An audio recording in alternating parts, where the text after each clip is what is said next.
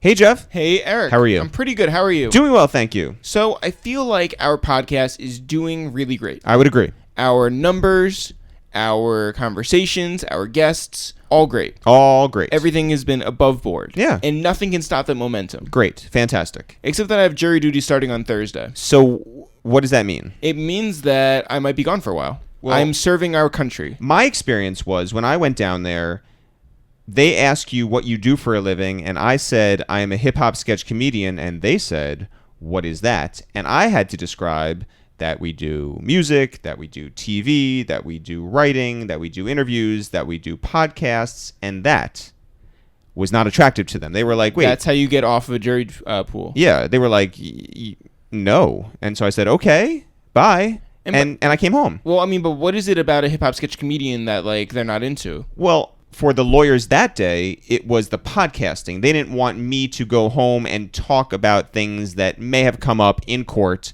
like this in the intro of a podcast. You should have told them, hey, guys, first of all, subscribe on iTunes. Yes. You can also find our podcast at soundcloud.com/awasteoftime. Yeah. You can also go to Stitcher Yeah. or any other streaming service. I really should have, one by one. Yeah, well, it's a captive audience. Ma'am, what do you use? Yeah, what is your iOS? What is your preferred method of listening to podcasts? But for you, for me, you're not totally against the idea of serving your fellow man. Well, I think it's a stretch to say that we would talk about a case on here. One, we are no snitches. There you go. And two, what I want to do is I want to serve, and I want to, if somebody is going to be on trial, I want to, be a good juror. Of course. Just like if you were on trial, you would hope that the jury was full of 12 and then however many alternates of good people with good moral standing and I don't, good intentions. I don't need to go that far. I just need people who are my peers. Oh, well... Well, peers could be anybody. It could be like the weird cat lady who shows up. And there's a strange collection of people that you'll be talking about on next week's podcast should you get thrown out of that jury pool. Oh, so I should do it for the story. I think you should do it for the fact that we have coming on the podcast. So today on the podcast, it's already been pre-recorded, so it doesn't matter for you, for the jury, for the judge, and whoever is on the trial for their life. Yeah, well, honestly, even if I am on this jury pool for the next, 3 years... Yeah. We can still get Dan on. Dan. A lot of Dan fans out there. Or like a Peter Rosenberg. Yeah, just whoever. Just another Jew. Just get an Upper West Sider and just stick him in my seat and have him make, puns every once in a while. There you go. Today on the podcast, Jeff, we have our friend Jamal Jimoh. We have Jamal Jimoh. Jamal, who is now working at E1, the record company, used to work for Nick Cannon. Before that, worked for Island Def Jam. Before that, worked for a hospital, I think. Before that He was at The Source? He was at thesource.com. Yeah. Let's be fair. Before that, went to college at 16 years old. Before that, was kicked out of high school for stupid reasons. Before that, was kicked out of a gifted and talented program for stupid reasons. Anyway, there's a lot to go over. Not to mention, Jamal is one of the funniest people that we know in real life and on Twitter. And also one of the best people we know. What a decent guy. It is an honor. It is a pleasure to have him up here. Oh, you're just being nice because? Because we screwed it up the first time. He was episode 2 or 3 or something like that. And we screwed it up. Well, he's back. Yeah. And he has more of a story to tell right now. He was on here when he was 16 years old. Yeah. Way back then. Anyway, guys, great episode today with Jamal. Shout out to him. Always great talking with him. And if you can't get enough of Jamal today, there's 4 or 5 other episodes that he's been on. So check those out as well. Jeff, when do you want to get into this? Right now. Yo, what up? It's Eric, a.k.a. Newton's Apple, a.k.a. Retro Drop. Yo, what up? It's Jeff, a.k.a. 15-Minute Lover, a.k.a. Stovetop Stuffer. Oh, it's my turn. Yo, what up? It's Jamal, a.k.a. Designer Haircut, a.k.a. Gucci Mane. Yeah! Yeah, someone Show came love, prepared. people. Show love. Yeah, this is a waste of time with It's the Real. Pew, pew, pew, Jamal, welcome back. You now. Family. You now are the most tenured person on this podcast. I've been here multiple times. I've appeared in front of the mic 3 times, this being my 4th time. Welcome back. One time got cut, and I might let that be the driver. I might just tell other parts of people's other stories. You have a chip on your shoulder. I might bring a bit of Diani with me. I might speak a little bit of Haitian Creole. Shout out to Was and Nod. I don't know. I might be Kaz and talk about how luxurious my mohawk is. Wow. I gotta figure out what parts of other people's stories I'm going to adopt and tell as my own. so that this one doesn't get left on the cutting room floor. the To be fair, the Jeff ratchet. was very gentle though. The ratchet. I was like, hey, so my episode is never gonna happen, guys. And Jeff's like, man, I feel but I understand. But he was really gentle about it. And I was like, I was just like, your stories were whack and nobody wanted to yeah, hear no, them. I was like, I get it. Yo, who wants to- anybody could get it today. no, I'm letting that thing fly.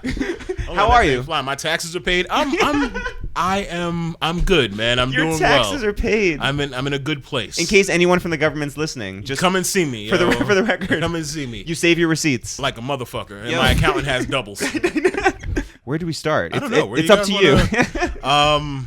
Well, I mean, I feel like I've witnessed a great deal of your cross country tour. I might pop up in Ohio. Who All right, knows? looking forward to that. But I've popped up in multiple No, cities. you know what? It's you never know who's going to be in an audience except for Jamal. Yeah, no, I'm usually And there. I want to say like how much we appreciate that you were at our LA show Sure was. with our friend Abigail. Yep. And I'd And like also to Derek. Shout out to Derek. I'd like to start right there, which is that you and Abigail went to high school together. Bang bang. But Middle school and high school. Don't you get it guys fucked up. are not the most famous alumna from your high school. Nah, there's better than us. And I feel like that's where we should start, because since we've had you we on, have to talk about Lin-Manuel We have to Miranda. talk about Lin-Manuel I thought we were Miranda. going to talk about Immortal Technique, because we got, like, if we're going to shout them out, let's shout them all out. Yeah. Like, okay. Shout out to Immortal Technique, my guy, right. who I last saw when I was coming out of a dermatologist's office in Chinatown. Is that right? Shouts at me from down the block. Yo, Maul. And I turned around, I was like, oh, shit, it's you. Did he try and shove you in a garbage can Nah, the way that he did see, to that's the thing, Lin-Manuel? man. High school and Lin, I love Lin. I love Lin's wife, Vanessa. They're both beautiful people. Lin a year before me, Vanessa a year after me. Everybody got bullied in high school. And some people did bullying in high school as well. I was a dick. Yeah. But I also got into my fair share and lost, more than, like, I lost a couple of fights too. But, like, everybody got bullied. That's a part of it. I never got bullied. Like, it happened that Tech and I were, like, we were cool, but, like, Right. I don't know, man. Wait, That's part of the high school everybody experience. got bullied except for you and Immortal Technique, and that was it? No. I'm sure he got bullied, but at that point he was the upperclassman. Like when you're No one got bullied. yeah, no. Right, Oh, I got fucked with, absolutely. But I was a fat black kid from Rockaway, and I was also funny as shit. So I made fun of people a lot. Right. So I did a lot of the bullying. Did you see it emotional? At this point, they call it emotional bullying, or I'd be a cyber bully. Like when we first had Instant Messenger, I was in the computer lab, and I was making fun of this kid constantly with a name that I called him in class, and I would send like broadcast messages. So I think I might have invented cyberbullying. I didn't realize that. Hey, until- yeah, no. Yeah, shout out to me. I could have been president. That's Who going to be knows? the lead line in the bio There on might, this yes, podcast. there might still be time. Did you see it for Lin-Manuel? Lin-Man. Did you call him yes. Lin-Man? The couple of times, like, I auditioned for musical rep, got into musical rep, and it was a play that he was, like, pretty high up on, and I didn't do it because academic ineligibility, which, shout out. To be fair, Hunter's academic ineligibility is, like, you have, like, a B average. Oh, that's a real thing. Oh, yeah, no, you can actually be academically ineligible. I didn't go to class. Once I found out how to skip class, fuck you. Where did I you was go in when the you skipped streets. class? To the courtyard like a dick. Like I would be hanging out. Right, find me. Yeah, one day my art teacher, who I was sure was a neo-Nazi with this ridiculous long braid, came outside. She's like, so you're just not going to go? It's like, how'd you know I was here? And I'm like, sitting on the steps, I look up. I was like, oh, that's right. There's a mirror right from your hallway down to where I am. Yo. And maybe I should have switched locales. You had So some guts. I got a little bit smarter about it. I had some guts or some stupidity. See, depends on how you Abigail look would at go to the Mets games and she would would. smoke, in the upper deck. it. Yes. No, Abigail had it smarter than I did. I mean, at Yeah. some point we discovered the little courtyard. Sorry for all the Hunter kids who are still trying to cut class. They know now. And behind us- Hunter is an actual jail. Like it is shaped like a jail. It's a brick prison. Yeah. That's the your realtor affectionate. name. Yeah, that's the affectionate name. But yeah, it's like it's a stronghold. Right. It's a way to keep the bad out. I guess that still But happens. did you ever think Lin-Manuel Miranda was going to go to the White House, become like celebrated by like? No. I never saw Our it like mom. that. I was like, oh man, he's gonna write some amazing fucking jingles one Right, day. Like yeah. I was like, he's gonna live his dream and that be it. Never thought he would marry Vanessa. Okay. Or B, end up as like the leader of the musical world, Right. Or the musical repertory world. Because he's not like. Did you have your money on someone Mars. else? Yeah, it was going to be Jamal, but his academic ineligibility. Yeah, it was me initially. I had my money on this couple of white girls in my class who were always singing and dancing and twirling around. Where are they today? Are they Facebook friends? Oh, they're like school teachers. Yeah, Not that there's yeah. anything wrong with teaching school. They are Facebook friends. Also, I guess you could be a Facebook friend and a school teacher. So you're originally from Rockaway? I am originally from Rockaway, Baytown. Towers stand up. Yeah, I mean, does that mean something to you today? Like, did it shape who you are? It did, in that my mom didn't want me near it. Yeah. My sister was into I don't want to say a bunch of bullshit to make my sister sound like a reformed criminal, though she is. I don't mean that, Joel. Please don't hurt me. But no, it made her realize what she didn't want me around. So it very much shaped a lot of the experiences that she put me into, whether it was doing CTY or prep for prep and things like that. Understanding that she didn't want me to go to school out there because she did have my sister as a student and failed my sister, which is a claim that she still eats out on today. Your mom is a teacher. Yeah, my mom was a teacher, and shut your sister down. Eventually. Yeah, no, she failed my sister, like hardcore failed her, and she would tell the story to all. She's like, "Look, I failed my daughter. Damn. So if you think you can't fail my class, you got it fucked up." Your mom's cold. Yeah, no, she's rough. She's rough. You know when people are like, "Hey, I don't want to take my work home," it's like the opposite. You know, and that's the thing. Like my mom would separate it. Like she apparently told her a couple of times, and she's like, "Look, it's possible for you to fail my class," and my sister just didn't take it seriously. And then my sister failed her fucking class. But like she never was like at home like, "Look, do this work. You have to do it." She's like, "No, you choose your path. However you do it is how you do it." And so do you have friends then? So your life is outside of Rockaway then? Yes, my life is outside of Rockaway. Are your friends inside Rockaway, or are you like? I have friends in Rockaway. I was in the shout them out. Shout out your block. Peace to Brendan Murphy, Karen Walsh, James Gwynn. There you go. The gang. Yeah. All the white Irish kids that I grew up with who affected my corporate voice today.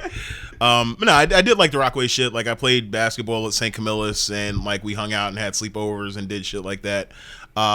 But yeah, for the most part, like my extracurriculars were really outside of Rockaway. Like prep for prep was Manhattan, CCY was at Johns Hopkins.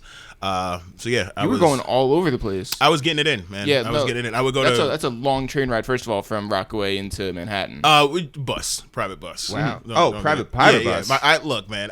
When I look back on some of the shit that my mom did when I was a kid, and understanding that she was an educator, it's baffling sometimes. Yeah, because there was like Disney vacations, which I'm at the point now where I still don't want to take a fucking Disney vacation. Like, I'm probably gonna take one though, just for shits and gigs. Mm-hmm. But yeah, like she took us to Disney and like splurged, like we were in the hotel that had the monorail running through it. That's awesome. And I look back and I remember, like, I look at pictures, but I also look at shit where like I was fully Mickey'd out. Yeah. And so like I had all the like $90 t-shirts.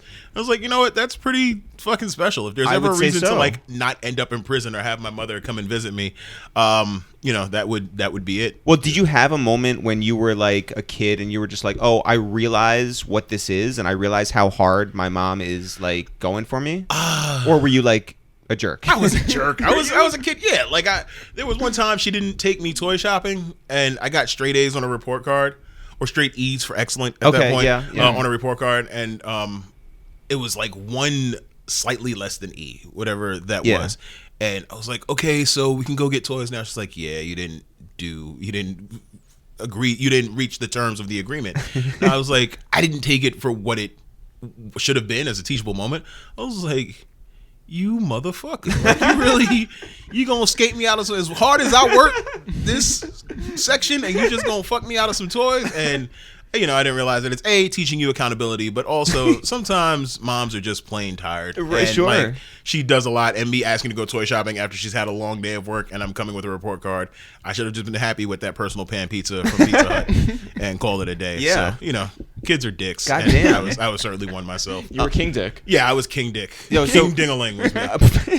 That's weird. Prep for prep, were you ahead of the rest of your class? Did you contingent 14? Bang bang bang bang. What bang, bang, does bang. that mean? Also, it's partially fuck prep for prep because they were on some racist bullshit. Talk about it. Because I had such a long commute, there were times when I would come home and my mom would write my homework down for me while I was taking a bath. Yeah. So you dictate it. Yeah. Like she would read a problem to me. By the way, the more you say about your mom, the more she is a queen. Like, no, she's a ride or die. Like, no, that's we just moved her into the new crib right by a fucking country club and had a ball over the Christmas break. She's always been one of my best friends and has always obviously looked out for me. But like the older I get, the more and more she evolves into like truly like, that's my people. Yeah. Like, I love her dearly. Yeah, and but that toy situation was pretty dickish of you. No, we had to. Yeah, and I was an asshole. We had to get back for that. I feel like I've made up for it in more than my fair share of purchased goods and golf lessons.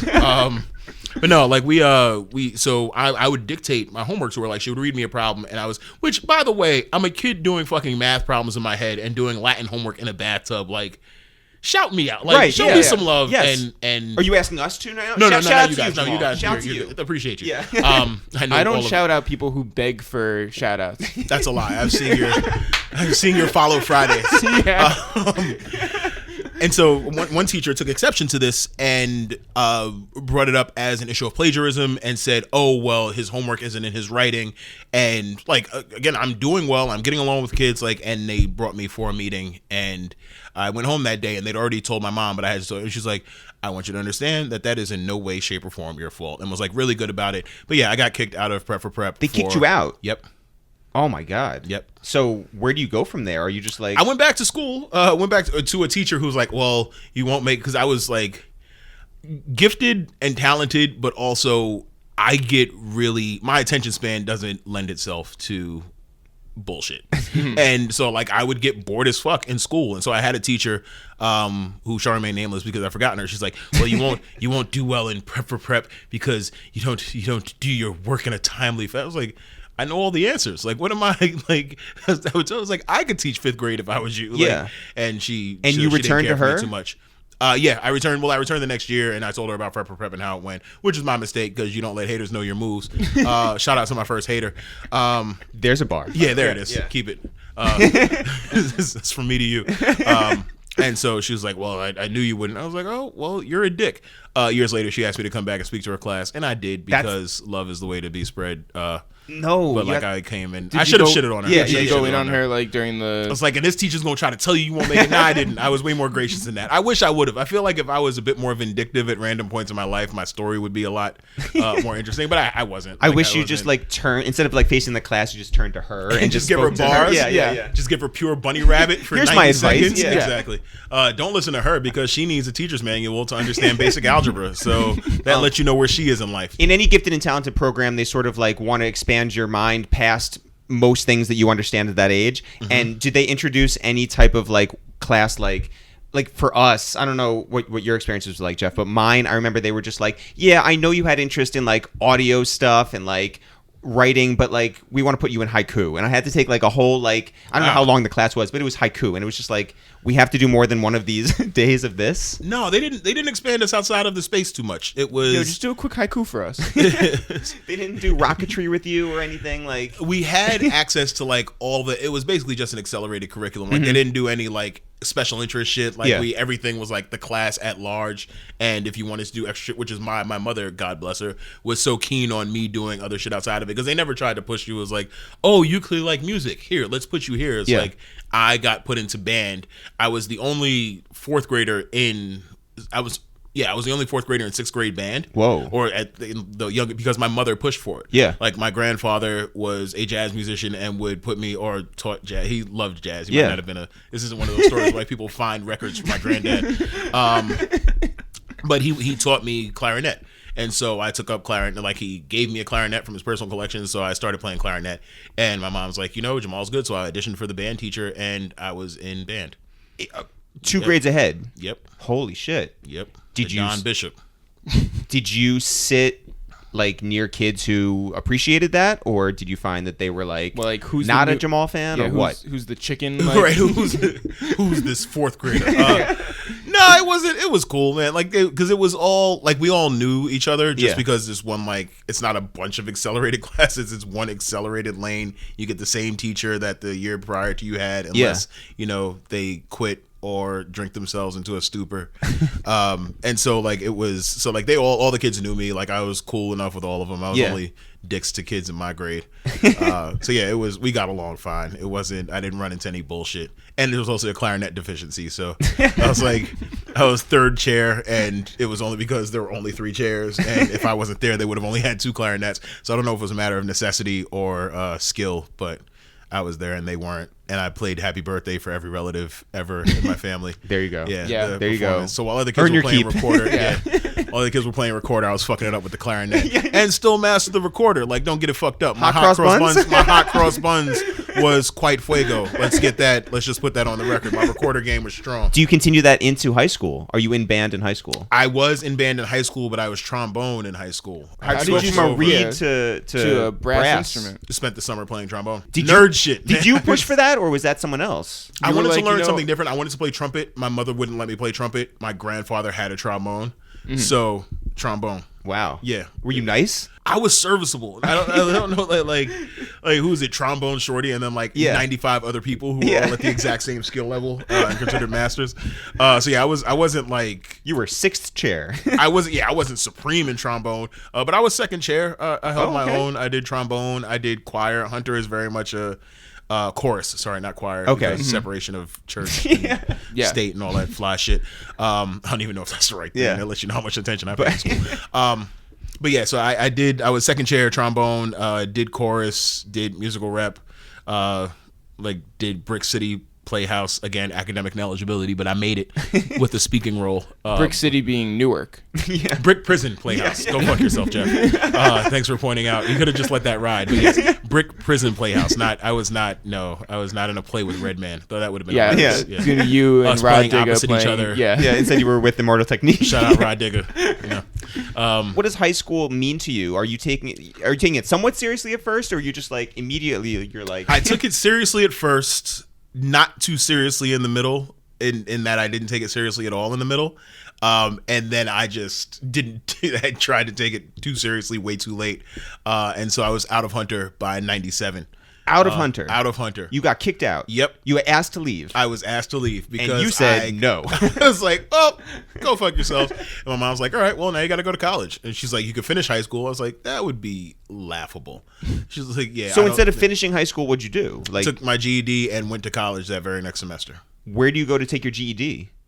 She just walked me into a program. She's like, I don't think you need to take a prep course. I was like, I probably don't need to take a prep course. Like, I'd taken my SATs by this point. Yeah. I'd smoked my SATs. I was Yo, like, what was your score? do you want to talk about this? Yeah, let's just do it. 1550. No big deal. No big deal. Like, Was there any part of you that was like, let me take it again to try to get that 1600? I wanted to. My mom was like, if you fuck it up. I was like, yeah, Wait, how did you get kicked out of Hunter? I didn't go to class. The one Go thing to you have class. to do. Lazy but talentless. Yeah, no, you Yeah. got like I know I went to school with some, and God love them, but I went to school with some kids who are not that bright, and it's evident in their Facebook posts today. Like I see kids who are just like, I was like, oh, you're just kind of middling. You were in the yearbook though. Oh yeah, Like, I they was- took the I was- yearbook photo. I was in yearbook. I went to prom. I was all over the place. But you didn't cross that stage. You can't ban the snowman. I mean, we're also class of '99, so I was out 2 years early. Like, but I was still a part of everything. I would have gone to semi-formal, but I had a college date. Oh. And so I had to skate on my semi-formal date. Sorry, 80. So you take the GED, and there's no like, is there any like formality to it, or is it I just like? walked in, sat down, took my test, finished each section early, was bored shitless, got my results, went to Nassau Community College. Okay. Like Hold it on, was, yeah. it was so there was no pomp or circumstance to it. Yeah, It was there's nothing such- less glamorous than saying I went to Nassau Community College. Yeah, no, I mean because I had to go somewhere. Like Right. my mom didn't want me away. She's like, "But you have to take college courses." So Yeah. are you, how old are you at this point? I was 16. 16. So everyone else that you know is in high school. Yep. Or everyone your age is in high school. I assume you know more people older or younger. I than know you. Yeah. older. I hung out with some 30-year-olds. Creep yeah, shit. yeah. Yeah. But so you All my friends are in high school though. today. Yeah. To this, all the ones all the seats in my white van are occupied by kids 15 and younger. So at 16, what is it like walking into any college class at that point? Easy. Yeah. It was the most. Because Hunter does in that way. They do prepare you very much for being responsible for your schedule and things like that if you actually adhere to it and go to class. But yeah, no, it was. So I was ready for it. Like, and I'd seen it, and I'd done summer programs. So I was like, I was all too ready for the practical part of the college curriculum, and then the work was just. It wasn't difficult. But what about like the social aspect of like these are kids who are I got 2 a years job older. in the library to bide my time, and would just get along with kids. Like, started dating a girl in my class who I think, had she known my real age, would have considered herself to be a pedophile. She'd let me drive her car, which was illegal. Yeah. So no driver's license? Nah, man, I had a learner's permit, a very strong learner's permit. You know gas and Yeah. I know what not to do to run into a wall. But yeah, she would let me drive her car around campus and like just go and do like little stupid shit, like run to the mall, go over to Hofstra, shit like that. Were you living on campus? No, well, there's no on campus living, so I was at home. Gotcha. At this point, so I still. So everyone commutes. Yeah. And you were working at the library. Mm-hmm. Do you need to know the Dewey Decimal System at that point? At that point, you did need to know the Dewey Decimal System. Wow. Absolutely. So which was just. Again, like it was amazing how many kids didn't get it, but it's the simplest shit ever. But yes, I did need to know the Dewey Decimal System and cataloging, and thankfully I never had to be the one to put the books back on the shelf. You did not? No. What was your job? I just sat at the desk and told people where shit was. Like is that a librarian? That's not what a librarian is it? Like just because you work in a library doesn't make you a librarian. But yeah, I just pointed people in the right way. What did you want to do? Initially, financial advisor, until I realized that shit only sounded glamorous and was fucking awful. Then I wanted to be famous rapper. Okay. And at this point, like I'm still rapping with friends in high school. We're doing shows and shit. You were infamous. I was Infinite. Oh, I was never Infinite. infamous. I was never infamous. And where did that come from? Infinite was just a name that I thought sounded cool, and so I did it. Did I it sound cool? In hindsight, Were you part of a crew? I was part of Metaphorics. Oh my god! Wow. Yeah, this is very. Yeah, this is a lot. I don't often talk about rap beginnings just because I hate to be that person who works at a record label or deals with rappers. I'm like, by the way, I rap too. Like, you're like, no, I don't think you should do that. Like, wait, let me. Nah, so I've never once been that person. What were you listening to at that time? Everything from Lyricist Lounge. That was a joy of it. Like I got to be around and was free enough to hit a lot of Lyricist Lounge stuff, to go to shows at like the Lion's Den and Pyramid and shit like that. A lot of Breeze Ever Flowing. A lot of underground shit. I spent a good amount of my time and liquid money in Fat Beats. Well, did you see Immortal Technique perform live, like when you guys were both in high school?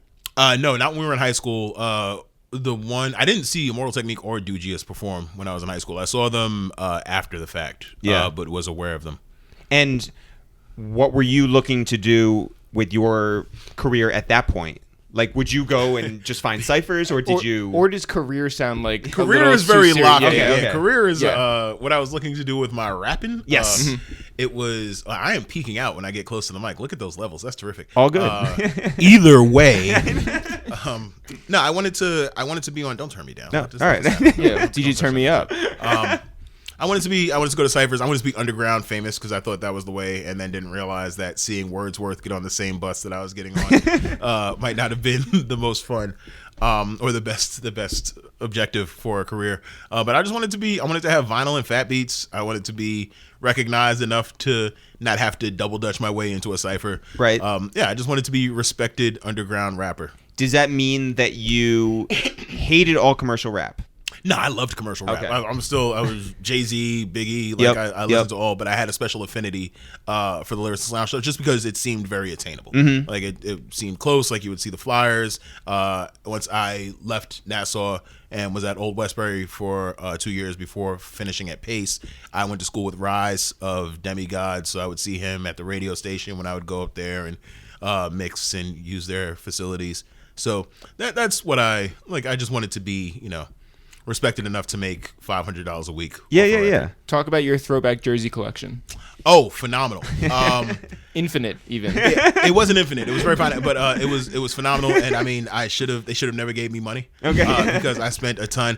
Probably brought a lot of bootlegs too. When I look back at some of those deals, I definitely hit the garment district and would buy Air Force Ones for $40, and then would go and get like the most ridiculous jerseys, like the one with every quarterback of the past century on it, and it had like 95 numbers and went down to your knee. A lot of 4X jerseys had to be purged from the collection, but it was exceptional. My most prized one, what was my most prized jersey?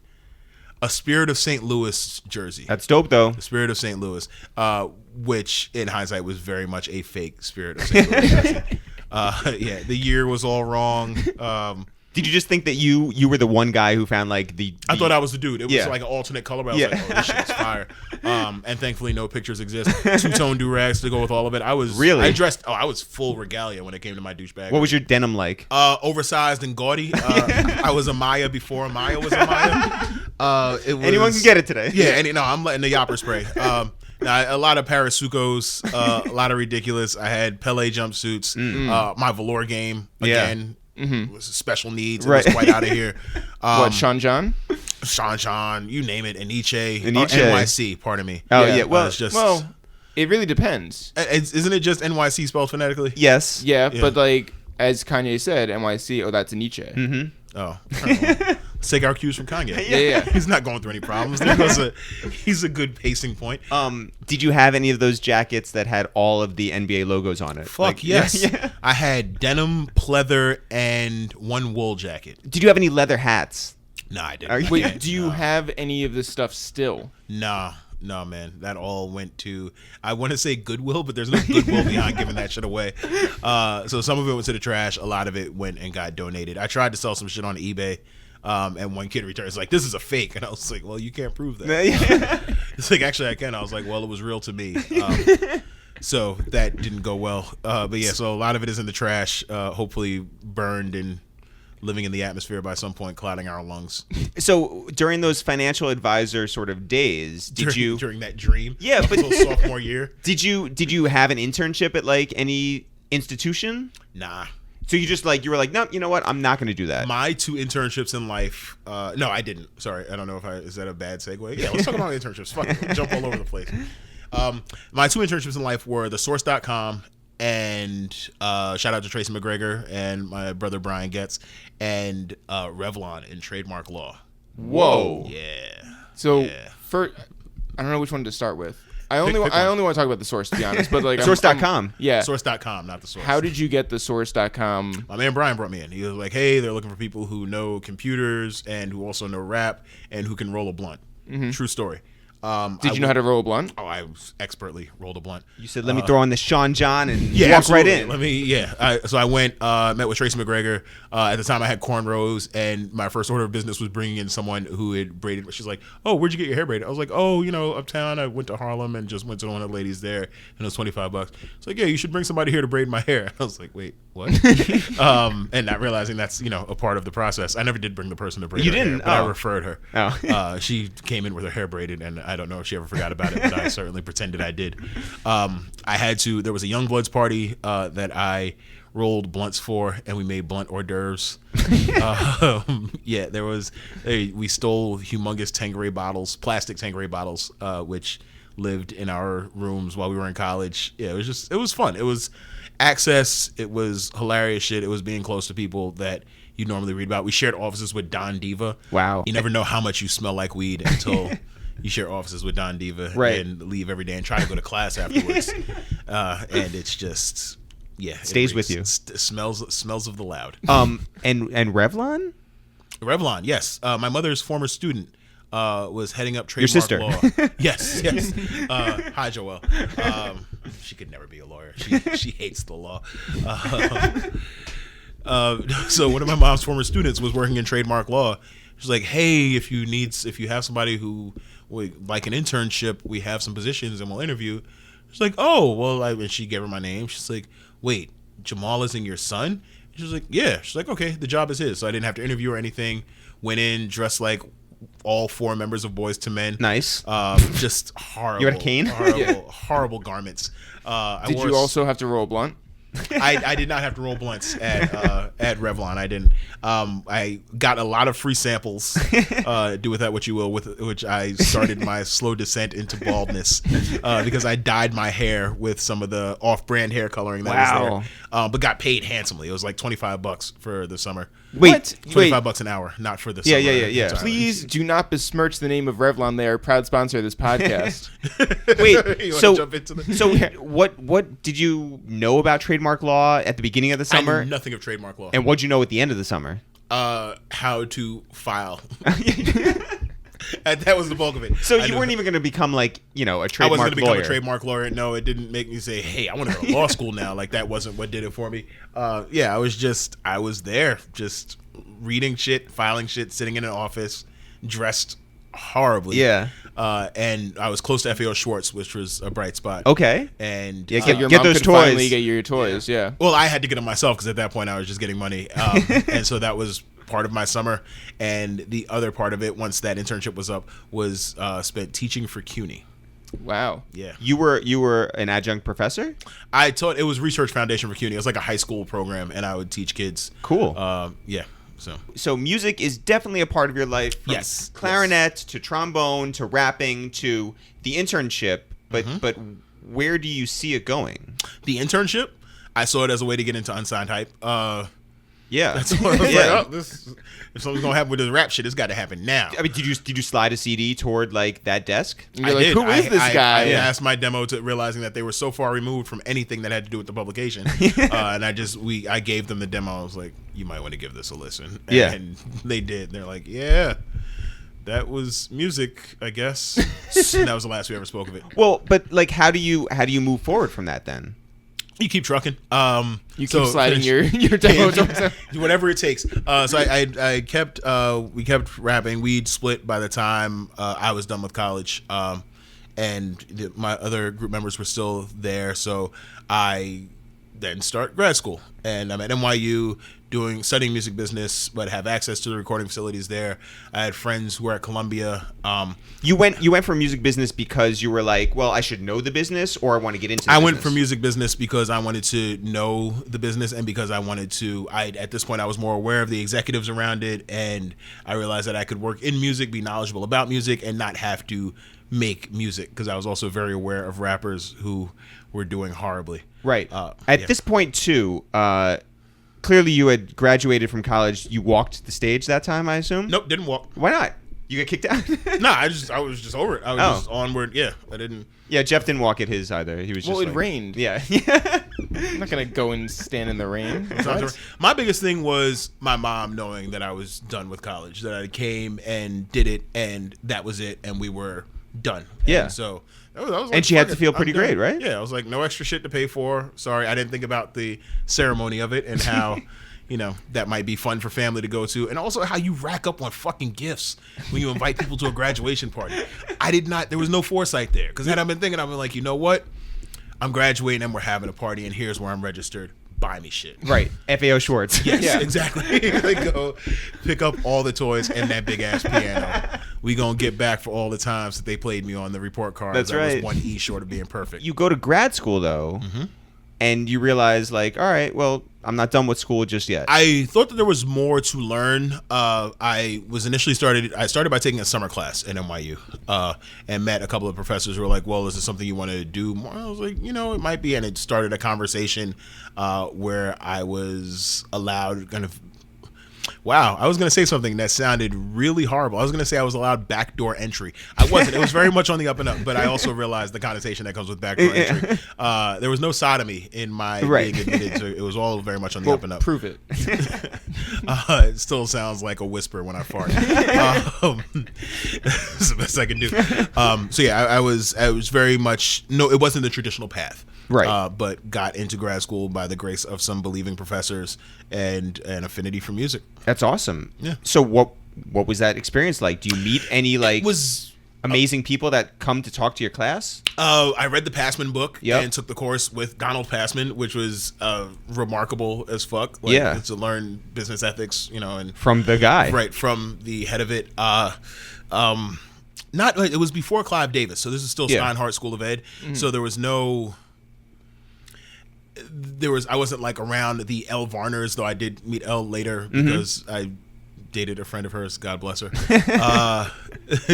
There was but I'm not meeting, I'm not around folks like that. I didn't have a Marat overseeing my program. Right. There was so it was very much just like, hey, you get in, you learn the shit, maybe you get an internship, you go out into the world. By the way, is now the time that we mentioned that the three of us are going to be speaking at that class come the spring? Oh, did we Yes. mention that? Yes, Oh, we yeah. should I've mention been that. waiting Okay, to tweet yeah, that. Yes. yeah. So shout out to Future Music Moguls, and We'll see you guys in... Marat, we will see you guys in April. Yeah. I thought it was March. Maybe It's both. March Why 31st. not? Yeah. Yeah. He said, can you come Saturday, April 1st? Not realizing that 31 days, half March. And so I was like, do you mean Jeff, Sunday, Jamal April has 1st? a degree from the school, so let's defer to him. It doesn't mean I can read a calendar. Shit. It means I paid for everything. But yes, it is March 31st that we are going to speak with Future Music Moguls, and we're looking forward to it. Gonna ruin some young minds. That's right. I hope so. Yeah. So. So no one came to speak to you that was like the Jamal of that day? No. I had access to people. I didn't take it. It wasn't. it also wasn't full access. Like people would come in, we'd have guest speakers, but even then it wasn't like focused around, okay, here's what you're going to do. It's like, okay, now you know the music business, do with that what you will. Like, all right, so what was the big takeaway from it? Don't get in the music business? Partly. Really? For a long time, the biggest takeaway was, wow, I just wasted time and money. Damn. Because, I mean, I get into, like, by the time I get a major label job and I'm around people, I'm like, oh, there are people here who are top executives who can barely write their name. That's true. You know, so I was like, okay, this is kind of, and never, like, I mean, you have the credential, you have the learning, like, you have everything that you take away from it. But I was also seeing that, you know, had maybe I just started carrying crates when I'd left Hunter. Like I would be, you know, I might be SVP of the world right now, or like I could be the head of the label, or like I could go and work anywhere just based off sweat equity. And so that was a cross I had to carry for a little bit, just very sort of pissed off and wondering if I'd wasted time, money, and lost footing, because this is also around the time that the music industry starts to kind of refine itself, right? Post the download hell that it went through. But have you used any of those things that you did learn in the ensuing, like, however many years? Oh, 100%. No, Yeah. there's times that I refer to the Passman book semi-regularly. There's plenty that I know about working in a studio just from the practicum part of learning, and like know my way around engineering a bit. And there's a ton of the business ethics, a ton of music theory that I still call on. So there's plenty that I do rely on and utilize. It's just, it's hard to see that at a point when you're making $40,000 a year. Yeah. Did taking music business courses teach you anything about HR? Nah, because I fucked up with HR royally. Have we spoken about this? Or is No. this not? Oh, okay. But real quick, I'm just curious, where's the Donald Passman book located at the library? I go to Amazon. If you think, I know I'm still supposed to know the Dewey Decimals and stuff. I don't. I can't tell you the last time I went to the library was when I was unemployed and I didn't pay the cable bill because that was the one thing that could go. So I didn't have internet. There you so go. I went to the Shout out to library for libraries. free Wi-Fi. Bang bang. Anyway, I'm sorry, HR? No, so okay. So my first industry job, like my first is through a temp agency. I just finished school and I was like, all right, I want to get a job in music, in the business, and this is how I'm going to go about doing it. I'm just going to take the first thing that's there and then work my way up just through, you know, basic back dealings and See, this does sound like an HR problem now. That sounds horrible. But like, I'm going to get in the building, and I knew that was the hardest part. So you're willing to start in the mailroom and work your way wherever? Okay. Absolutely. Like understanding that, you know, people with fucking law degrees from Harvard work in the mailroom at a lot of agencies. Right. And I was just like, look, this is the way to get in. So I went and got a job through a temp agency at Universal Music Group, working in admin services. Okay. So I was there. And admin services is basically making sure that making sure that people put mousetraps. I wasn't doing it myself. Making sure that mousetraps are dropped when somebody sees a mouse behind a vending machine. Make sure that people have ID cards that work, and that's it. Very much just like the facilities. Yeah. All facilities. But you're in the building. Yeah, I'm in the building. I could walk downstairs. My card key worked for every floor, so I would walk Worldwide downstairs, Plaza. go to Def Jam. You're not shout out just to in the 50th. building, you control the building. I more or less control the building. Yes, I could go to every floor, every label. I was close to the people who did the college ADR rep shit, and so I was like around it. Would go to Def Jam. My friend Brian was at Def Jam at the time, so I got to be kind of around that. I got to go to the different labels. I got to go to Rockefeller when it was still on 29. So are you still passing out your mixtape? No, but at this point, the rap was a thing of the past. At this point, like I'd gone through the open mics. I was at. Wait, was rap? Yeah, rap was a thing of the past, but managing wasn't. So we'll get. Yeah. Well, and who are some of the people now that you would see then that are around now that you would see in the building? Did you see Shari Bryant? Oh yeah. Did you see Wayno? Shari, Clark? I did not see Wayno. Okay. I didn't see Wayno. I think Wayno and Do you want to see him now? I love seeing Wayno now. let's go, Wayno let's is go. family. He's right around the corner. Let's go Here he visit him. comes. Yeah, I didn't see Wayno. I would see Shari, and again, I would go to like the digital corner, and like I would walk through like trying to make the most of my lunch break. Yeah. Because I didn't see people. I saw them when I was eventually working at Def Jam. Yeah. And would work with them and would be around them. But like I would see people in passing and didn't have much of an awareness of who they are because social media was not really a thing yet. Right. But yeah, I would would run past a lot of people. I saw Pecos and would see LA occasionally because I wouldn't go to that floor. I would walk past 28 to get to 27 where they were. Right. But you have an understanding of what the building's like and how it runs. Lay of the land. And where can you go from working in admin services? Yes, I was looking for the way. I was like, okay, so who does the hiring here? Like, how do I, like, I figured once I was in the building and could access the internet and be like just around the shit, then I would, be okay. Right. You're a friendly face. Now they recognize you. Yeah. Like they know enough of me to say, oh, okay, here goes the other fat black guy who's not Devon Washington. But that didn't quite work out because I got fired from admin services. You got fired? I was the longest tenured. You were asked to leave? There. I was asked to leave. They didn't renew. Okay. I've only been fired once in my life. But they didn't renew it, so that wasn't technically a firing. But they didn't ask me to come back, and like he's very standoffish, black. Like he's way too cordial with others and doesn't focus on. Again, the job was easy as fuck. Right. So I would knock the shit out that I had to do, and then I'd be friendly with people. Yeah. HR was on the same floor. I would go walk over to HR and see if anything had been posted or if there were any, like, to see what I could apply my skill set to. Not the best way to go around it, but it made sense in my head. Yeah. And so I did, and they're like, "Oh, well, he's not at his desk enough. He doesn't take on the responsibility." I was like, "I don't have to sit there and answer phones all day for my work to be done." Nothing was left at the end of the day. Nothing was outstanding.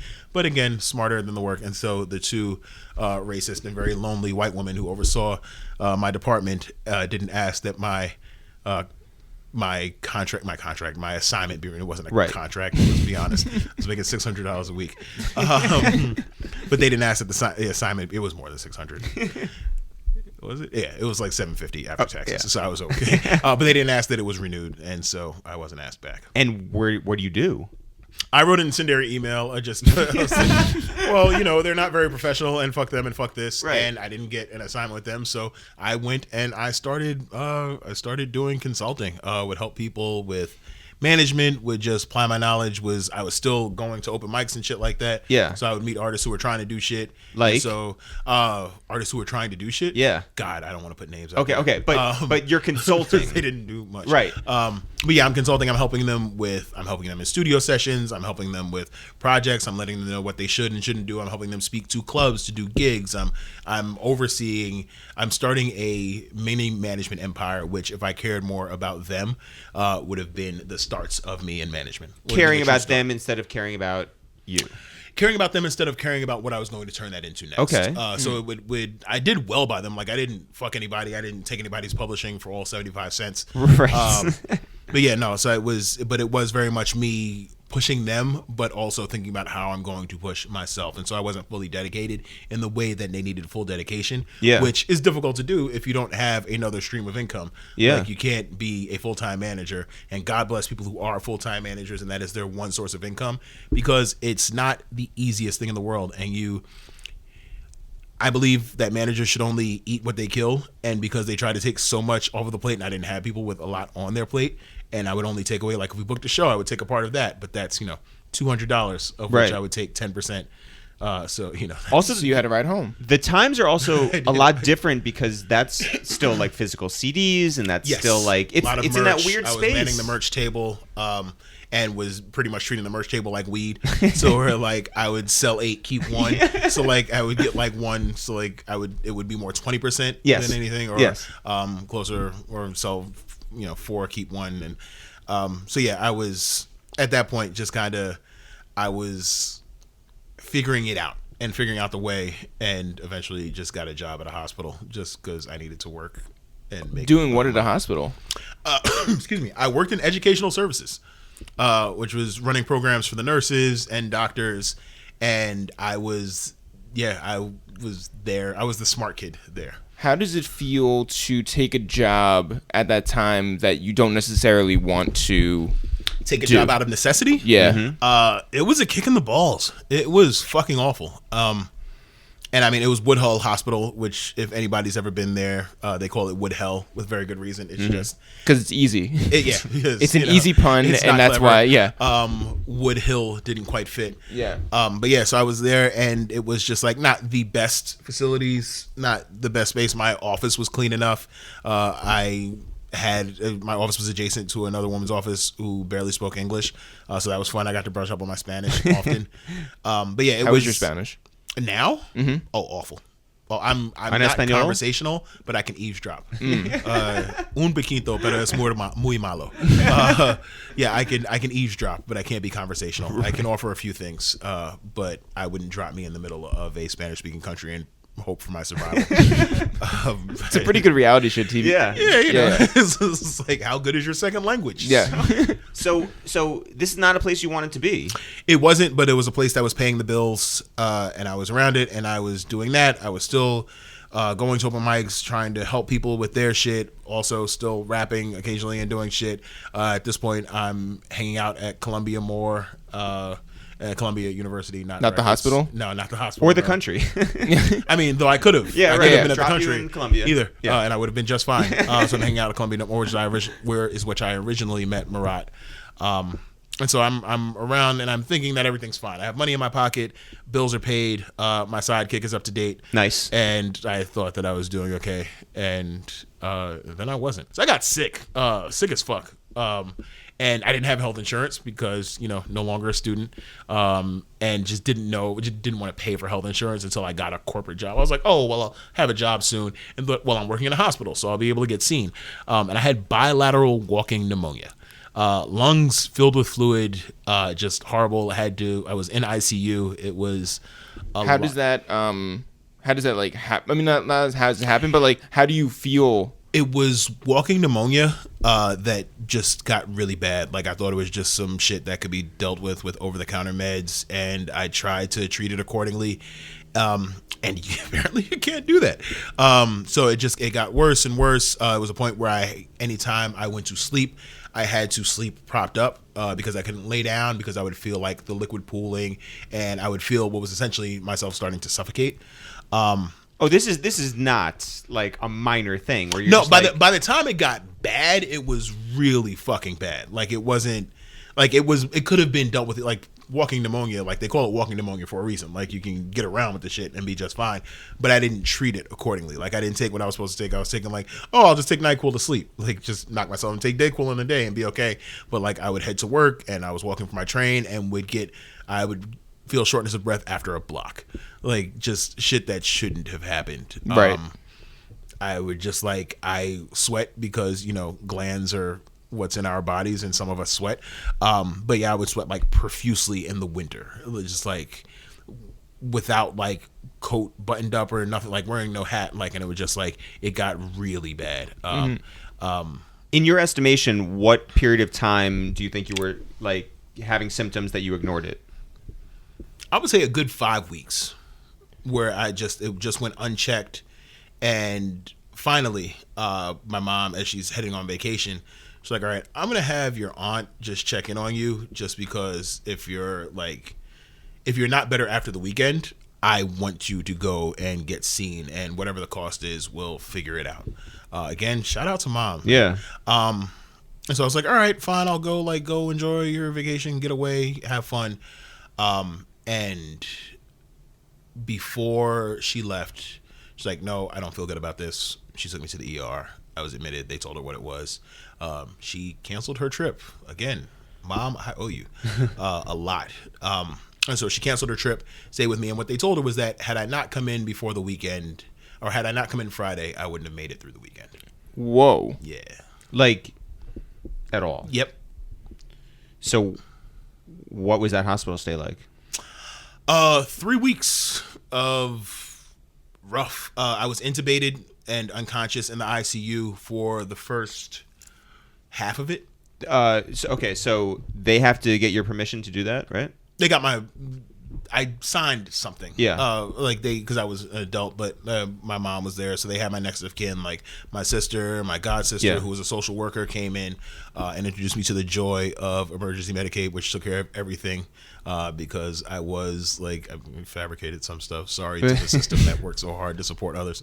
But yes, I did have to sign something. And they put you under, and I was intubated just to help with the breathing while everything was cleared out of my system. Yeah. For how long?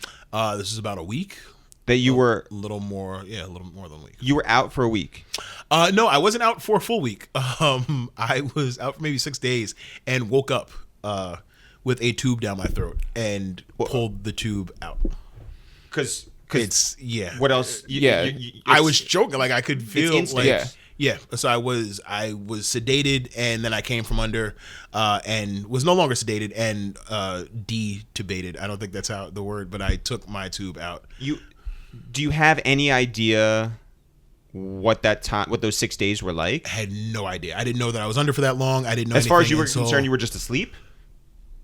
I didn't have any like lucid dreams or anything. Like I had no concept of the time or what it was. I went in, they put a line into my thigh to get it to an artery quicker, to help to kind of get some medicine into my system. I went under, and then that was it. And I didn't like bits and pieces of being out of sedation for a moment, but nothing consistent enough to know what was going on, is know what I was feeling or what was happening. And then one day, one night, unchecked, and like, while a nurse wasn't making their rounds, wasn't in the room with me, and nobody was visiting, I came from under, and thankfully my hand was free, because had my hands been tied down, that would have been a pretty fucked up situation. But my hands, like, I wasn't secured, and came from under sedation and got my tube out. Which is not what they expected. Yeah. At all. Apparently you're not supposed to do that. It's not.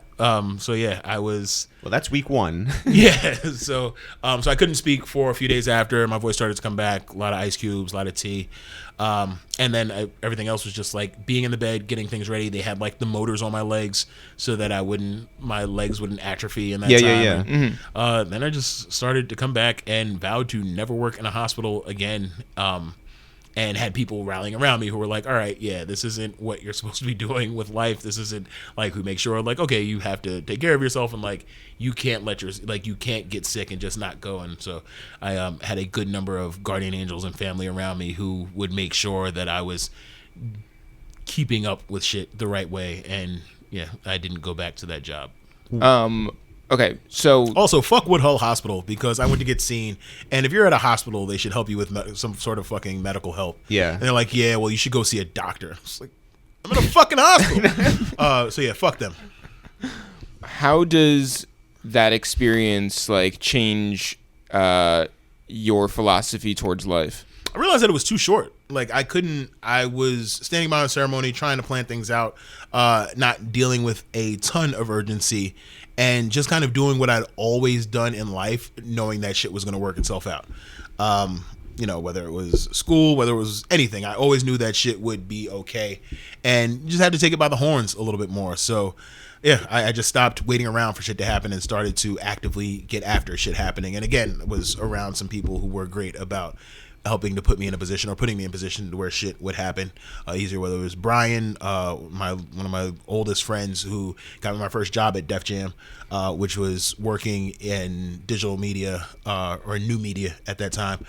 So I was building out MySpace pages and doing shit like that, and kind of shit that I'd learned from working with artists and helping them with their pages, and like pushing the top nav down about 90 pixels to put a player and a store link up there.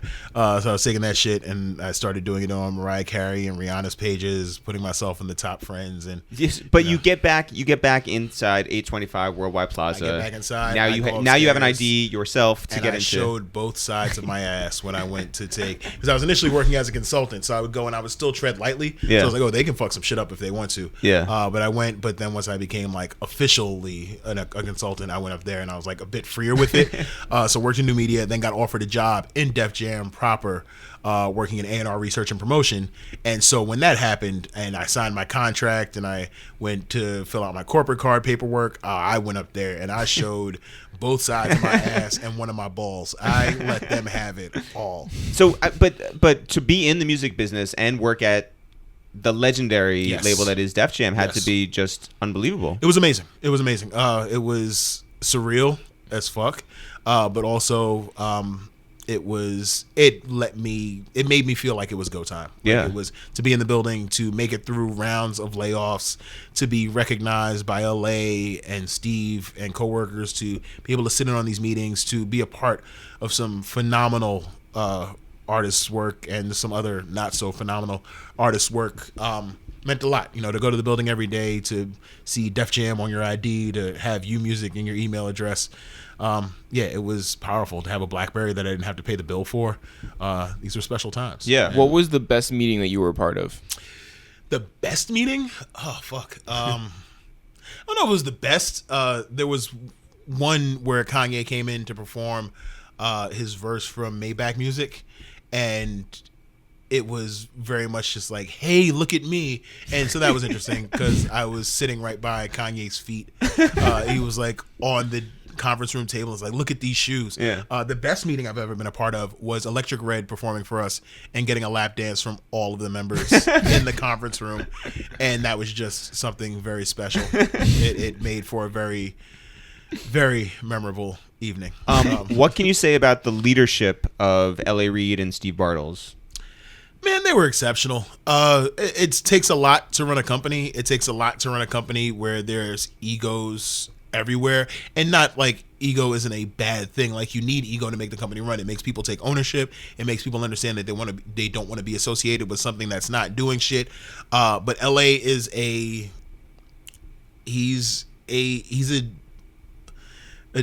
a diva, I guess. He's a bit of a male diva, but rightfully so. Like, he's done everything. Right. And he's very much about his shit. Shit has to be aesthetically pleasing. All the green apples cannot be bruised, and the candles must all have 1/4-inch wicks on them. But like, rightfully so. Like, he's earned that. And then Steve was just like the balancing point. LA was the passion, and Steve was the practical. And so they balanced each other really well. I felt like, like, you know, we. No, sure. Yeah. And do you? When you got the 30 under 30, did you lobby for that? Did I applied one year. I applied when I was 28. 27 going on 28, pardon me. And I didn't get it. I was like, oh, I know I'm working harder than these motherfuckers. And like, I vented to a friend of mine who was a publicist. And I told her, I was like, hey, you know, like, I feel like I should be here. I don't necessarily understand why people are in there who aren't me. What am I doing wrong? Or like, what do I need to be doing? She's like, look, specialize more. Because at this point, like, I was in the building and I was trying to do whatever to make sure I got a corner office. So like, I didn't, like, the chairman is a chairman for a reason. The president is a president for a reason. You preside over everything because that's the position that you work to get to. I didn't understand that, you know, being a manager didn't mean that I didn't own Def Jam. So I would try to work on all the projects. Like, I would deal in digital, but was a part of promo. Like, I tried to touch everything I could. And so what she said is that maybe you're not specialized enough in what you're doing, and there's no real title to correspond to everything that you want to be doing. So when I went out for it again, it was as I was leaving Def Jam. It happened to happen during the time when I was preparing to leave Def Jam and starting to work for Nick, and so the title part would be taken care of, and so we just specialized it a bit. And she so I guess I complained about it, moaned a little bit, but I didn't lobby per se. And she submitted me through one of the editors, Gail Mitchell, and I made the list and took my headshot on a BlackBerry camera in LAX. That's a stunt. Flossy, flossy. What do you think you were really good at digital, like, wise back then? Ad buys, ad buys and page design. And I was very good at the editorial part of digital. I would do the newsletters. I was clever, and I am clever. And I mean, you were. I was. Yeah, now I was marginally clever. And so there was a bit of that in the editorial. So in helping, like, Twitter was just becoming a thing. So we had some bands that were willing to be a little bit fun about it, and some who weren't willing to be so fun about it, the Killers. And so, like, but I got a chance to apply that a bit and to help and create the language and drive audience and build audiences and do a lot of that interaction and create there. So that was, I felt like the editorial end of it was my stronger part for whatever limited amount that was, one email or 140 characters. And who were some of the artists that we're talking about back then? Bieber, Rihanna, Rihanna, Fallout Boy. Fallout Boy was largely self-contained. You just had to, once you learned the voice, they were okay with it. So I learned just to talk about lemon heads occasionally and put exclamation points where they didn't necessarily need to be. The Dream. I did some stuff with Terry. JD was over more of the Def Jam stuff, and I was on the island side, so I did a lot of the pop and rock. But JD, who's currently at Epic, was JD Anderson. Yep. I guess he does have a last name. Yeah. He did the Rockefeller and Def Jam stuff for the most part, and I would help with a couple of things. Like, I would help occasionally with Rihanna and Kanye. how does the Nick Cannon situation enter your life? He would be in the office all the time, running around, pushing his artists, and he would pop into my office to just talk about, like, I would help with some of their digital shit outside of what we were doing. So be like, hey, maybe you should be doing this with them. Maybe this would make sense, and would deal with the product managers. At this point, they're starting to fuck with the idea of pods a little bit at Def Jam. Pods are essentially where they assign small teams to projects versus just one person presiding over it and it finding its way through each department. So I was working on some of his artist stuff. He would come in and talk, and I'm like, all right, I understand that I need a title to go with this. I see Nick and assume that working with anybody who's in Hollywood means that you're going to instantly be rich, which, wasn't the case. And so I was like, all right, man, look, you have a lot going on. What are you doing in terms of your marketing and in terms of what you see for your artists and your company? Like, so he's like, well, actually, we've been looking for somebody like that. The person who was who's a phenomenal publicist and was heading up his publicity, was preparing to do Justice publicity and was paring down a bit. So they were looking for somebody to enter that role. And I was like, all right, let's do it. Like, fuck it. It's a title. It will be the title. Like, this will get the 30 under 30. This will add that piece. Like, it'll add that headline piece to it. And so I was like, all right, man, well, if there's something that you'd be down, he's like, yeah, man, I actually would want to speak to you about it. I was like, all right, sweet, let's go. And so that's how it happened. As easy as that. Yeah, pretty much that easy. There probably should have been more to it than that. Again, hindsight 2020. But yeah, we're off to the races, and it took maybe a month for everything to happen. I said my goodbyes. I spoke to LA, and Steve spoke to me sternly. He wasn't happy to see you go.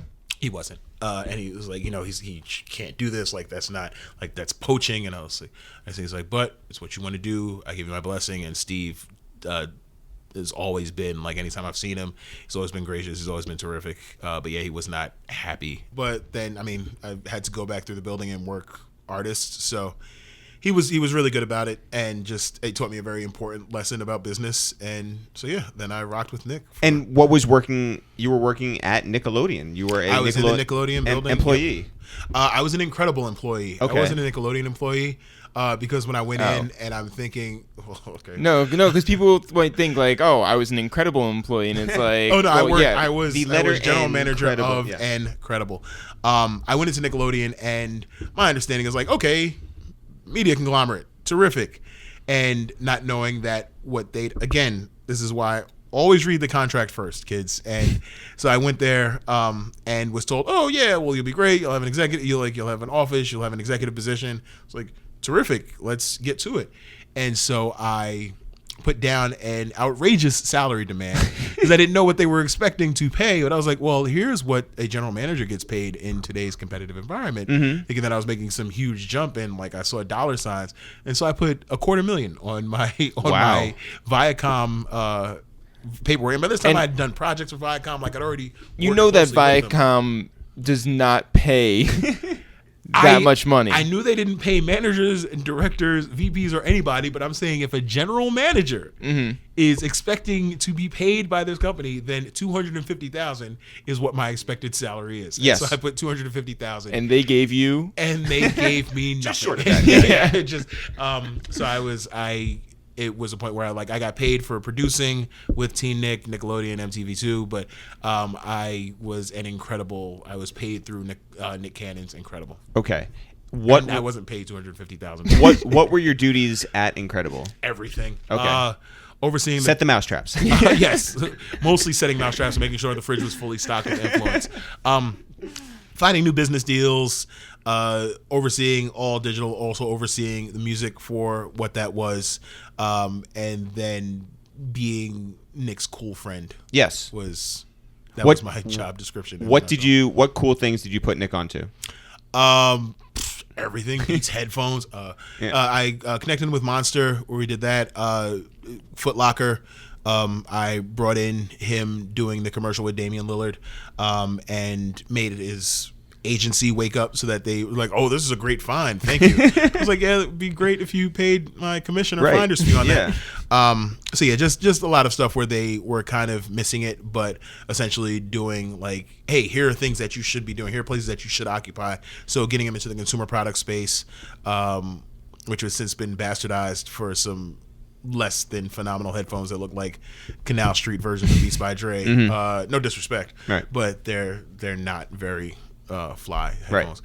So yeah, just getting him into all those spaces, whether it be consumer products, whether it be doing more of the shit with online, like having him. I mean, he had an aversion to doing like shit with like skits and whatnot, but I would put him on my Vine and put him in little random Instagram clips and make him like force him to do the fourth wall personality thing, where it's like, okay, here it's not reality, but it's not reality TV necessarily, but here's where you need to be more involved to give people more of a glimpse into your personality, just because there is a certain stigma attached to him that is, you know, for better or for worse, or mostly for worse, people don't see him for all the good shit that he does, like all of the creative that he does, and for all the lanes that he allows people. And so I tried to make it to where more of that could be shared and people could see him as more of a personality than Mariah's husband. See, I'm surprised that he wouldn't be into doing so much stuff for the camera, because like he does seem like that guy who's so overeager to be like crowd pleasing. Yeah. There were points where he'd unplug, but yeah, I tried. I made him do videos for Nike Football Society. I used him a lot. He was very much an unpaid talent. Well, so were you. Yeah, you were too. Oh yeah, you know, thank you. Yeah. But yeah, I used him in a ton of ways that maybe weren't the best utilization. Do you think that your time there was well spent in terms of what you learned and how you grew? Absolutely. It's not an experience I would trade for anything. There are things that I would certainly do differently, and expectations that I would change, maybe not lower, but I would alter. Just because like you can't ever expect from someone what you're willing to give yourself. And I think that was a mistake that I made in assuming that the investment, that I was more than just an employee, or that the investment was more than just an employer putting it into an employee, where like I took the brand on. I didn't get it tattooed like some other people I worked with, and I barely wore the chain. But I was pro Incredible. I was pro Nick, and like it's a flag that I waved perhaps, and should not have waved as highly or as strongly. I had this conversation with our Aunt Jane semi-recently where she was just like, or I guess we were all at dinner with Aunt Jane, and she said... Jeff was there too? Jeff was there too. Yeah. And Dan and our mom Shout out too. to Dan. They make me sit at a different table. That's fine. Jamal's a Dan fan. We have a lot of Dan I'm a fans. Yeah. Everybody's a Corporate damn Dan. fan. Yeah. Yeah. But Aunt Jane mentioned at some point, she was like, if you don't have any expectations, you won't be let down. And I don't know if that's a way to live life, though. At all. Like, I feel like you need to sort of embrace, like, whatever it is and go with the highs and the lows. To not have expectations is a very... I understand that logic, but it is in my opinion, no disrespect and all love to Aunt Jane, but it's an empty way, because you should have expectations. You shouldn't have expectations for others, and they should absolutely be expectations based on what you're willing to bring to the table, what you're willing to leverage and do for yourself, and what you're willing to work towards and build towards. And that was the thing. Like I went into a situation expecting that things were going to be a certain way, or like, oh, there will be this access, or I will have that. And there was a ton of that, don't get me wrong. But I didn't... It very much changed how I approach anytime I sign a contract, anytime I do anything, whether it be content or with a company. Like, it's absolutely shaped how I go into these dealings, even having approached them from a management side before, how I approach them, how I look at them, whether I'm talent or management, or whether I'm dealing on the label end. It changes the lens that I look at things through. And sometimes, by the way, you leave with hurt feelings, and we've all been through that. And I think the end of your time at Incredible wasn't thrilling. I mean, it wasn't like... Nah, man, it was dark as shit for me. Like, and thank you guys, and thank all the friends who were there and checked. Like, but like that was without a doubt the lowest point in my life. I'd never been fired before. I was not fired for a reason other than somebody else was taking the check that was intended for me. And like, it was like even the talk was like, oh, well, everybody here loves you. They're just, they're going in a different direction, which, is it is what it is. It sucks. And I mean, but it's also on me because I was very loyal to a company, not realizing that it was still a company, Right. not taking it that it was a job. And I think that people very much fall in love with these brands. They fall in love with these companies. They wave these flags and fall so in love with the trappings of things when they're good that they forget to love themselves through it and to look out for themselves through all the shit. And I was very much there. Like I was like, all right, well, I'm here. Things are great. Here's where things are going to be even greater, and everything's going to be wonderful because I'm dedicating this. I'm investing this in this company. I'm bringing Eric and Jeff in so that we can try to do a TV project. Like I'm bringing things to the table that make sense. I'm like only doing things that are going to further this company. So all of that energy and all of that will come back tenfold. And that's not always the way shit happens. Right. And that is not the way it happened there. And so I was hurt. Yeah, How did the hurt manifest for you? A lot of bags of Doritos. A lot of just being down. I went into a shell for a good probably a year. I would say maybe like 14 months. I just internalized I didn't want to be around people, partially because broke, but also because like I just didn't want to be out, and I stopped getting hit up to go out too. Like people, it's funny. People only want to be around for access sometimes, and Right. like so I got that was really helpful because I got a chance to pare down on some of those quote unquote friendships and realize that there are people that I didn't need to be around. But I also got to see that people will reach out, people will check on you, people will be in your corner, and you can't offer such, like, you can't condemn all mankind for the sake of a few folks. Like there were, and it didn't sour me. I just want to put it like that. It didn't sour me to Nick or to the company or to doing, like, I was hurt. Like I didn't have a vendetta. I don't hate anyone. I've seen him since. I've seen people since. I'm like, I wave, I shake hands, we speak. It is what it is. Like I helped to coordinate Nick on Combat Jack show in the wake of everything like being in the shits for me, and I would still be on the phone with Nick, with Combat's team, and with Reggie himself, and said about Reg that he is very persistent when he wants something, and he very much was that. Like he would hit me to check on me. He was like, "Hey man, you good? Is there anything I can do?" It's like, I'm good. And like he would speak to me, and he threw a couple of opportunities and I made some money, so thank him for that.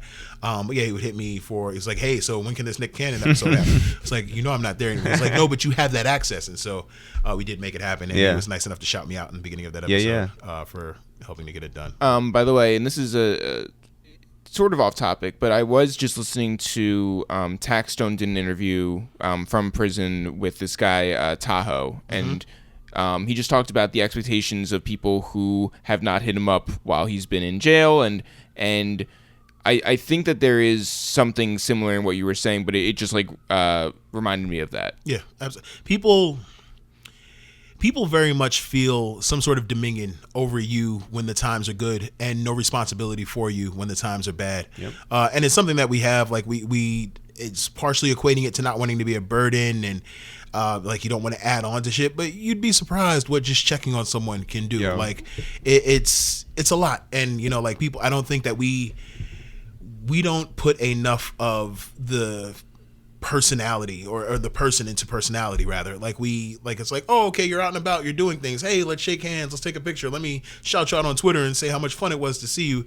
But when you're quiet for 10 months, let me not check on you, let me not see how life's doing, let me not see if there's anything you need. And that's unfortunate. Like I've tried my damnedest to never be that person, but it's difficult seeing people that way. And I understand everybody goes through shit, and I never, like, if somebody's going through shit, I never hold them for saying, oh, but you didn't check on me either. Like, that's not what it's about. But it's interesting to see how people almost make it their point to be present when things are good. It was like, oh, well, you were so quiet for so long. I was like, yeah, funny how life exists outside of Twitter. Like, I don't tweet or I don't post on Instagram. That doesn't mean you can't reach out. Right. And I think we hold so much of what we witness or what people allow us to see as what's actually going on. And that's unfortunate. So especially now, I try to be a lot more conscious about how often I post, and not doing it so often, and not being so absorbed in social media except when money or entertainment is coming from it, but to not be so swallowed up, because there are people outside of it who I love dearly, who I enjoy very much, and who very much kept me alive and afloat throughout a very dark about year and a half of my life, and it's very easy to just kind of forget about that and just to put on a happy face when shit is good again. But I don't hold grudges. I'm just very aware of when people weren't, and there are people who have been fantastic, like you guys were phenomenal. Wayno, like Hovain, Kaz, all the Cam, Low, all the Henny Palooza guys. Like so many friends were great. Fadia was remarkable. Deanna, so many people were so good about like checking in and like saying, "Hey, are you good?" Like you've been quiet. I know that it's not, but I just wanted to make sure you're okay. And like last, so I appreciate people who who are still people. How do you bring it back to yourself and buy into the idea of you, Jamal, not Jamal from Incredible? It's still going on, honestly. There are people who still, like, when I was Wildin' Out is preparing to shoot again, so people will like tag me in videos, be like, "Hey, Nick's looking for new cast members." I was like, "Hey, his number might not be the same one that I had." It is, by the way, so I'll post it on my IG story for whoever wants it. But no, I think I just had to understand what it is to be a person from, because I was 5 years and change, 5+ years if you count Universal Music Group, at Def Jam. I was 5 years with Nick. So I've anywhere I've been, especially in music business where things constantly revolving door, I've always been very much of that company and have been like, oh, that's Jamal from Def Jam, that's Jamal from Incredible, that's Nick Cannon's guy. So it had to be something where I made it a concerted point to separate myself from it and not be so much not be considered so much the company man. And just had to unplug. Like it was a concerted effort at a point. Now, not so much. I feel like things are not on autopilot necessarily, but so much of what I've done, brand work that I've done that hasn't been attached to Nick, things that I've gone out and gotten for myself, whether it's Buick with the Final Four or McDonald's and Hello Beautiful, like anything that I've done, even to my role at Entertainment One, like it's very much like, it's okay. This is Jamal. This is where Jamal works with this company, but it's still very much, I'm unapologetically me. Like I'm snarky. I fancy myself as the smartest guy in the room 8 times out of 10. And I'm always looking for smarter rooms to be in. And I don't apologize for that. Like I'm the same person in meetings. I'm the same person with Gabby Peluso that I would be with, the dude on the LIRR who I don't know from a can of paint. Like that is me. That's who you get. And it's been about that. It's being unapologetically me, which has very much helped to me being unapologetically on brand at all times. Yeah. Who are smarter people that you have been around? Eric Rosenthal. Dan Rosenthal. No, there's a lot of people who are still not Jeff. You guys are certainly brilliant. I like all of my friends, or anybody who I talk to on a semi-regular basis, anyone who I support, anyone who supports me, they're all people who are smarter than me in some way. And we all lend different pieces of intelligence, different sensibilities. So I'm constantly thankfully surrounded by people who are smarter, who are emotionally smarter than me, who might, have more sense in one arena. So there's always, but as far as like flat out, like, are you smarter than a 5th grader shit? Yeah, were you in the same room as Jeff Foxworthy? A couple of times. I'm definitely smarter than Jeff Foxworthy. But no, I'm always around people who I can learn from. So I don't necessarily quantify being the smartest person in the room anymore, though from room to room I'd still like to think that I might be one of the smartest. What do you like about working at a label now? That I know better. A lot of the people that I work with are relationships that I've had for several years, or they're people who know of me or who I've known via social media, or having worked with them at other stops and having dealt with them in other capacities. And I know enough of a label and the dealings and of what's going on to get the most out of it. So it's not, I'm excited, I'm eager to work with everyone, but I also know the sensibilities of management. I know the sensibilities. I'm an agent, and I'm aware of more sides of it. And so that's the other thing. Like my journey it's been haphazard at points, but there's nothing that I would trade my journey for at all, just because I've gotten to learn and experience so many different parts that, it's brought me to where I am. And I know a great deal, but I'm also willing to learn a great deal, and I'm always very open to it. So it's been a very special special piece. By the way, people might recognize your voice as being very loud during the Rockefeller podcast. Oh, I mean, look, guys, here's the thing. And like I said, this is my 4th time. I mean, really, so that makes it now my 5th, maybe my 6th. Wow. If you guys do the New York show, Yeah. or the LA, this could potentially be my 7th time on the It's the Real podcast. Legend. And you guys do the podcast legends. I'm on the periphery. I'm Memphis Bleak. But no, like I was, yes, they might recognize me. And I got shout out to all the people who was like, oh, this It's the Real podcast with Inf yelling in the background. I was like, you know what? That's special. That's recognition that means something. You guys are fantastic, man. I love what you do. I've been a fan of your work even before we became family, before we became friends. I was a fan. I've run up on people on boats. I ran up on you on a boat asking about. Well, not about us though. I ran up on Jeff on Frank, looking for Frank William Miller, looking for. Yeah, but you were just like, "Where's Frank?" And I'm like, "Do I know you?" You didn't. No, you didn't. But I knew you because I was a fan of the videos. I'd always wanted to be in an It's the Real video. And yeah, like so, I've known of you guys, and then got to know you guys, and was very much a fan of you guys. Are you just saying this so you can get invited back? Yeah. No. I mean, I brought donuts, man. I'm definitely coming back. Yeah, you did. I put some skin in the game. Yeah. But no, like I'm very much. I love and support It's the Real, and I am a fan of Eric. Yo, Jamal, we appreciate you coming up for the. Thank you for having me. Hopefully, other people will be able to hear this.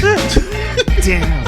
Yo, whether it's. Did we talk about me getting scrapped on that first one? I think we started out the podcast with that. Just making sure. Listen, Jamal, congratulations on everything. Like sincerely, whether it's analytics or metrics or metaphorics, you just you have built something very special, and you bounced back, and you're killing it out there. So thank you. Thanks for coming up. Yeah, I greatly appreciate you guys having me. Truly, this means a lot. Thanks everyone for listening to this new episode of A Waste of Time with It's the Real. Jeff, if people want to find out more about us, we are It's the Real, no apostrophe, no spaces. If people want to find out more about this podcast of ours, it's called A Waste of Time with It's the Real. Again, no apostrophe, no spaces. And if people want to find out more about our upcoming shows, including a big one that we are going to announce tomorrow, you're going to hear all about it all over the internet. Where can people go? You can always find me at New York County Supreme Court, 60 Center Street on Foley Square in the Civic Center District of Manhattan, New York City. Get autographs. I will be there. Jury selection starts on Thursday. I will probably be on the 2nd floor. All right. And hopefully I will be, selected. You can find us on ItsTheReal.com, ItsTheReal, no apostrophe, no spaces. We are also on iTunes. Search for A Waste of Time with It's the Real, or you can go to SoundCloud.com/A-Waste-of-Time. Go stream all of our old episodes, all of our new episodes. They are also on Stitcher and all streaming services, which is also, coincidentally, where you can find all of our music. Hey! Go to Spotify, listen to Sugar High, our song with over 550,000 plays over there. It is also on Tidal. It is also on SoundCloud.com/ItsTheReal. If you want to find us on Twitter, it is Twitter.com/ItsTheReal. Also on Facebook at It's The Real, and Instagram at It's The Real. If you want to find us on Snapchat, it is It's The Real, because It's The Real was taken. And we are also on Twitch. Twitch is what I was looking for. We are also on Twitch at It's The Real, because It's The Real was taken. Jeff, this podcast, which is doing nicely, can do double as nice, twice as nice, maybe. If you guys go and tell a friend, we know that it starts with us. We like to tell a friend to tell their friends, to tell their friends, to tell their friends.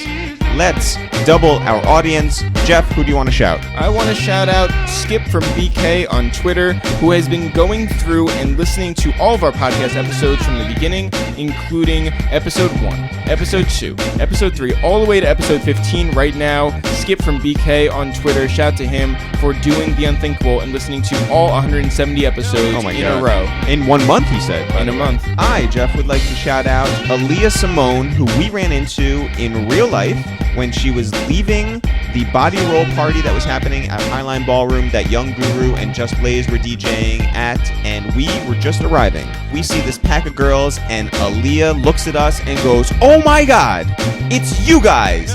It's The Real." And we were like, "Hey!" And so we talked for a second, and she was like, "Guess what? Rory's inside. And we were like, oh, all right. You know. Shout out to Rory. Shout out to the whole Joe Budden podcast. But yeah, shout out to Aaliyah Simone, who was nice enough to talk with us for a few minutes, tell us that we really are putting out great content, that she loved the Eve episode, and she's listened to, I think, just about every episode and really rocks with us, and we really appreciate that. So shout out to Aaliyah. Hopefully, whatever other parties they were on their way to, we know we had a great time at the Body Roll party and got to hang out with Just and Young Guru and So Super Sam and a whole bunch of other people. Shout out to everybody over there, Annie and Kayla and Melissa. And we can't wait until the next one. As always, guys, not for real, for real. Sure. We'll see you guys next week.